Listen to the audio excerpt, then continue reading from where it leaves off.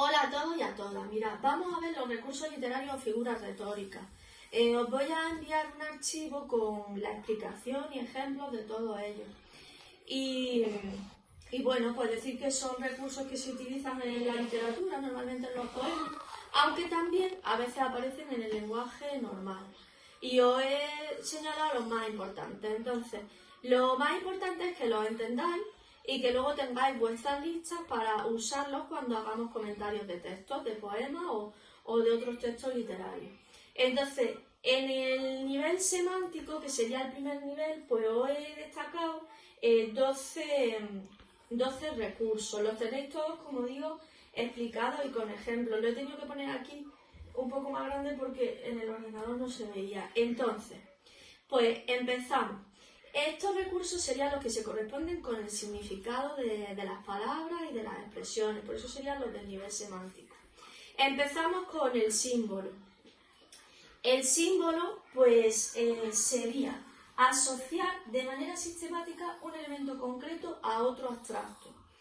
O sea, que se utiliza, pero sistemáticamente en un determinado autor. Por ejemplo, mirad, os he puesto que el mar es símbolo de la muerte. Y esto lo vimos en Jorge Manrique, en las coplas de la muerte de su padre. Y también lo vamos a ver, por ejemplo, en Machado. Como en Antonio Machado, el agua, cuando nace o cuando está en libertad, es símbolo de la vida. Y sin embargo, cuando está estancada o el mar, pues estaríamos hablando de la muerte. Y este símbolo también aparece en la poesía de Federico García Lorca, ¿vale? Esto es importante que lo recordéis para siempre, mirad. Seguimos con las imágenes. En este tema 10 se nos habla de las imágenes, porque se nos habla de la poesía simbolista y modernista. Entonces, las imágenes pues apelan a distintos sentidos y pretenden suscitar sensaciones en nosotros. Entonces, puede haber imágenes de los 5 sentidos que tenemos las personas. Y ahí he puesto por ejemplo, Visión de oro. Esto está sacado de un poema de Rubén Darío. Sería relacionado con la vista y Rosa fragante relacionado con el olfato. Luego, la sinestesia es muy interesante. Estamos hablando de que se mezclan 2 sentidos. Entonces, sinestesia sería atribuir sensaciones propias de un sentido a otro. Por ejemplo, dulzura de luz. La dulzura es algo que normalmente percibimos por el gusto y la luz por la vista. Pues en dulzura de luz hay cierta contradicción o paradoja. Estamos mezclando 2 sentidos diferentes. Pues a eso se le llama sinestesia, ¿vale? Luego, atención, la metáfora. Mirad, la metáfora la hemos visto en años anteriores. Y ahora este año damos un pasillo más. Y es que explicamos distintos tipos de metáforas, pero bueno, no hay que agobiarse con eso, ¿no? Entonces, la metáfora, pues veíamos que era identificar de manera figurada 2 realidades semejantes que se presentan como iguales. Ahora veremos, a diferencia del símil o comparación. Entonces, eso lo podemos hacer con una oración atributiva, es decir, con los verbos ser o estar, ¿no? Sería en este caso ser. Nuestras vidas son los ríos. Pues estamos diciendo que las vidas son los ríos y estamos usando el verbo ser. Entonces este sería de oración atributiva. Eso lo tenéis en la presentación y en el esquema que os voy a mandar. Lo tengo aquí, pero es que no se ve. La flor de la corte. Ahí ese se llama metáfora pura, ¿no? Y ahí estaríamos identificando directamente. Con la flor de la corte, Rubén Darío se refiere a una princesa. Entonces, es una metáfora pura en la que la realidad se identifica directamente con la otra realidad imaginada.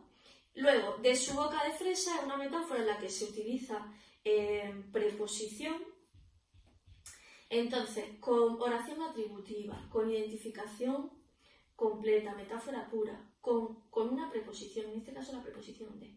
Y aquí en el último caso con una aposición. Entonces dice, la luna, reciente calavera. Nos está identificando el objeto o el ser real, digamos, que sería la luna, con una reciente calavera, y entonces nos lo pone con coma, mediante una aposición, ¿vale? Bien, seguimos con el símil. El símil sería comparar una realidad con otra.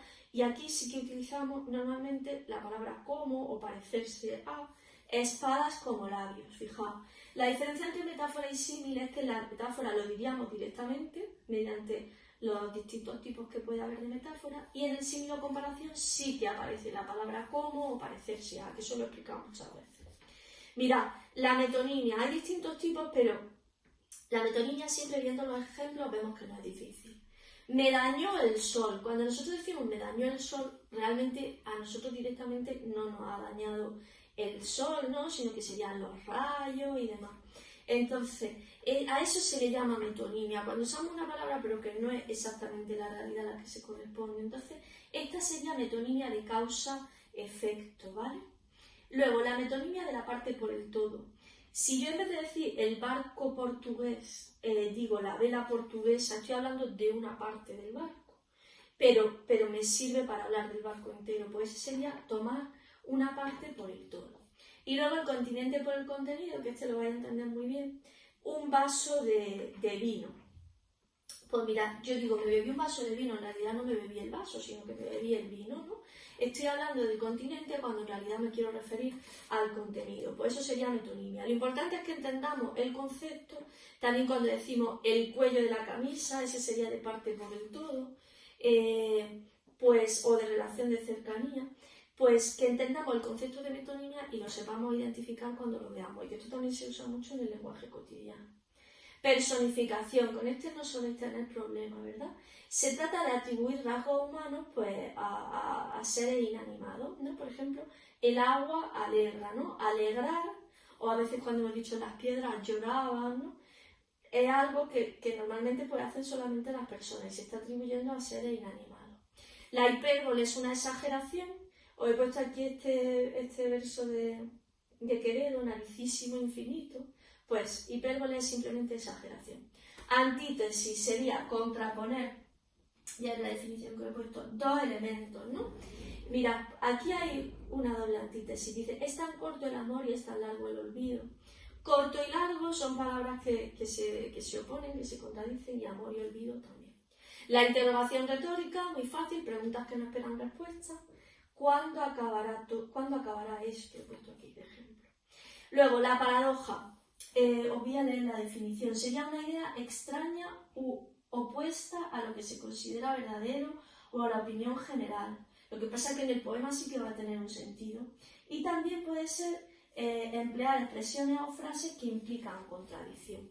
Entonces, he encontrado un par de ejemplos. Por ejemplo, solo sé que no sé nada o vivo sin vivir en mí. Entonces, son expresiones que a priori no tienen sentido, pero que luego, si las estudiamos y las reflexionamos en el contexto del poema o de la filosofía, pues sí que tienen su significado. Y por último, el oxímoron, fuego, helado, he puesto de ejemplo, sería aplicar a un sustantivo una cualidad irreconciliable con lo que él representa. Oxímoron, por ejemplo, fuego, helado, hielo, abrasador. Pues eso, comprenderlo, recordarlo y después tener nuestra lista y saber emplearlo en el comentario de texto.